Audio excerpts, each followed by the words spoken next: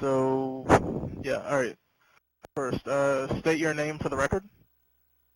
MEA Lucky Mr. 7. Okay. First question. What does MEA stand for? MEA stands for Modern Evolution Army. Okay. What is MEA's most recent triumph? One of the most recent triumphs, I would have to say, would be the successful campaign against Global, ASI, but I would have to go with us defeating Bungie 2 years in a row.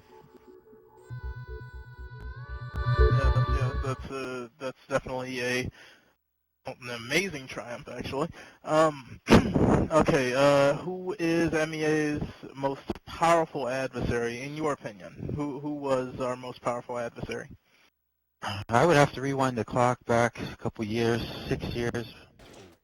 I would have to say, like, starting with GEI, then going into the FAG war. Team Stars Media, I mean, it did a huge amount of number on MEA. Seeing how MEA didn't have media capability at the time, we didn't. And then the last one, I would have to say, would probably be NBP back in Halo 3, 3.5 years ago. Yeah, be hard, man! Yeah, be hard! Was one of MEA's chairman at the time. He ran its 3 strongest chapters. And we had a lot of falling out. It was a personal thing. Something with money was involved. We invested money into his advanced team to go represent us at that event, at that MLG event. Something happened with the transaction from him to his team, and something went wrong, and fingers were being pointed, and it triggered a war. People were accusing him of stealing the money and stuff like that. It was a lot of personal things, and then I was really close to the guy to begin with. So it's kind of like, how could you do that? We're supposed to be close. I'm supposed to have some faith in you as far as trusting you. So it led to a big fallout. Now at this time, there was a huge distinction between Call of Duty and Halo. See, unlike today on 360 where, everybody's all mixed. Back then it wasn't. I mean, there was a fine line. Either you were a Halo guy or you were a Call of Duty guy. So it was a big thing. This war was going on for about a year. And in the beginning, I would say the first 3 months, Merc was kicking MEA's ass. He took off, took some upper management with him. He had the advanced players. But at the end, we stood by our founding document, stand strong, stay strong, and we eventually prevailed. All right. Well, yeah. Pertaining to that question, I'm not sure if any of them are actually in those communities or were in those communities or clans.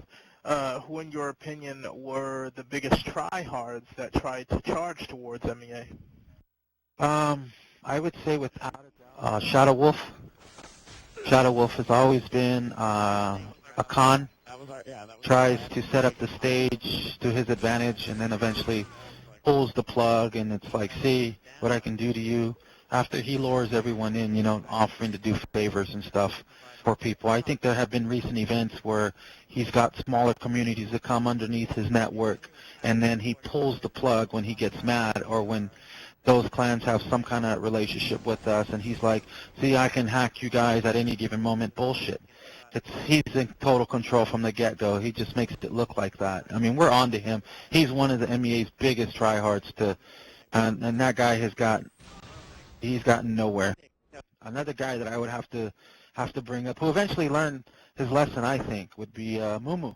Mumu's a classic case of let's get our pitchforks and our torches and let's go burn down the castle. Let's go get MEA, and he lost a lot of credibility with a lot of his followers. In fact, today, when Mumu's like, I'm going to go after MEA, come support me, everyone around him is just like, are you serious?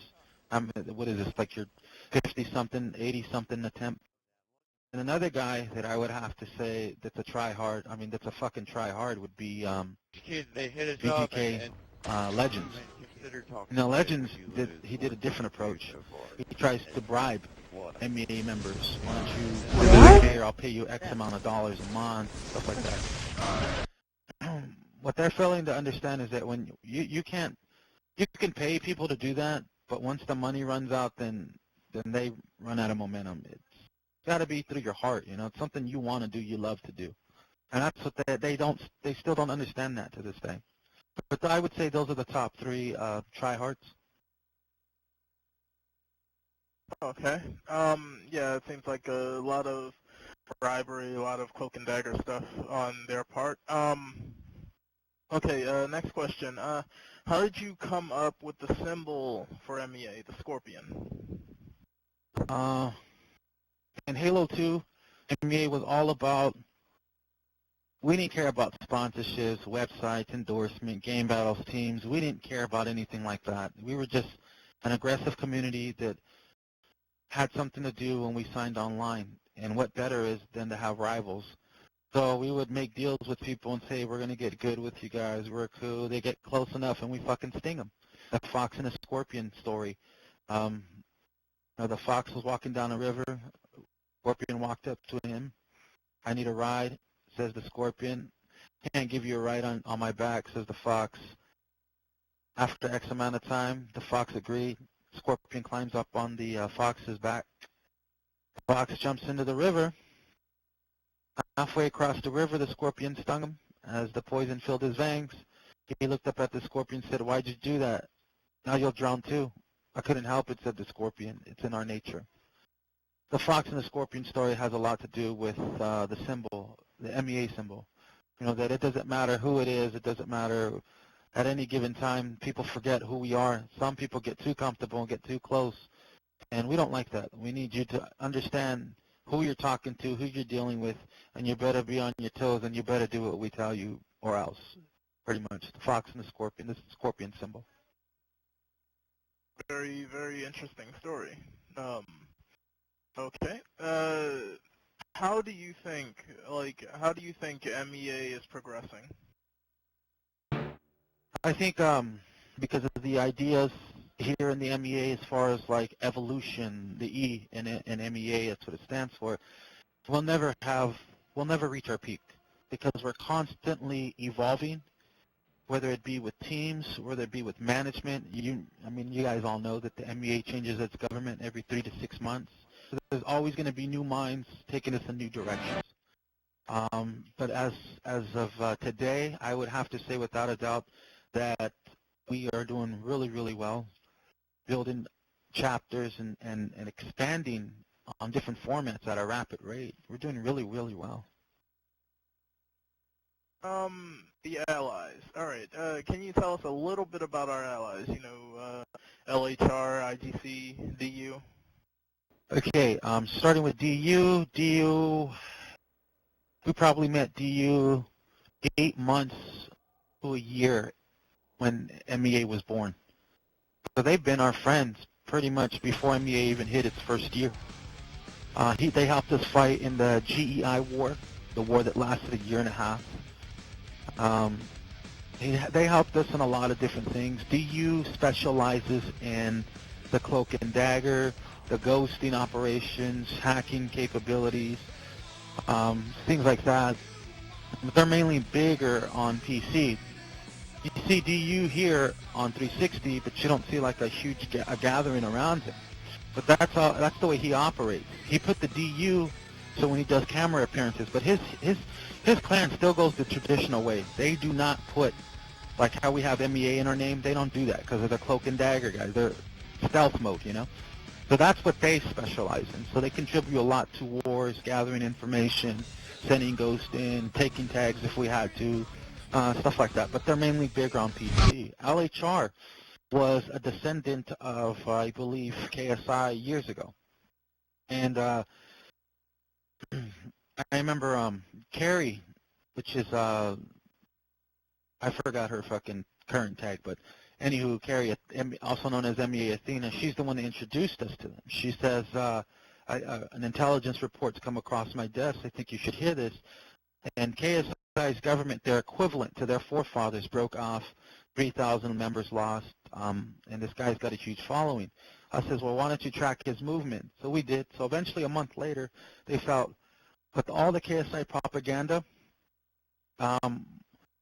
Loyalty wanted to keep his distance from MEA. He didn't want to affiliate with MEA because MEA was the devil. MEA is gonna, barbecue and eat your kids and all kinds of crap. Eventually, he got to know us and we broke the ice. But one thing in this conversation that I had with him that really, really intrigued me was he says, we met before. Loyalty says to me, the leader to LHR. I says, how so? Well, what do you mean? He says, we met before in battle. I says, really?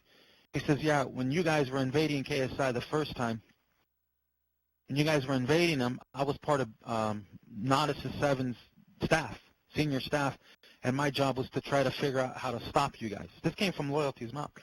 He says, we met before on the field. I says, that's pretty interesting. He says, yeah, but you guys aren't actually that bad. It's just all the propaganda they give out in KSI. Stay away from MEA. They're hackers and blah, blah, blah. I mean, don't get me wrong. We have the abilities, but we know when to use it, And then the last one would be IGC.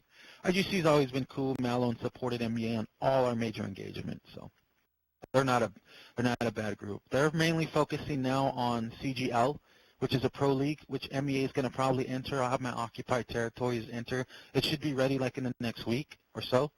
CGL, Kingpin's always, like I said, he's always been supportive of MEA, and he's a really down-to-earth guy. You mind if we get a website for CGL? I think it's CGLProLeagueGaming.com or CGLProLeague.com.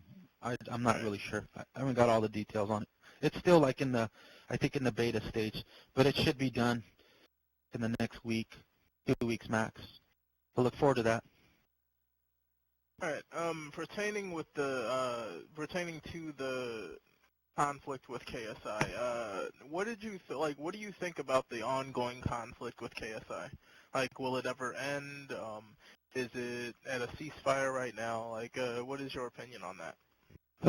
The recent war that took place for the last 3-4 months, Papa Bear here played a huge role in that one. Was one of the lead commanders, in the offices, barracks, taking our guys and doing what we do.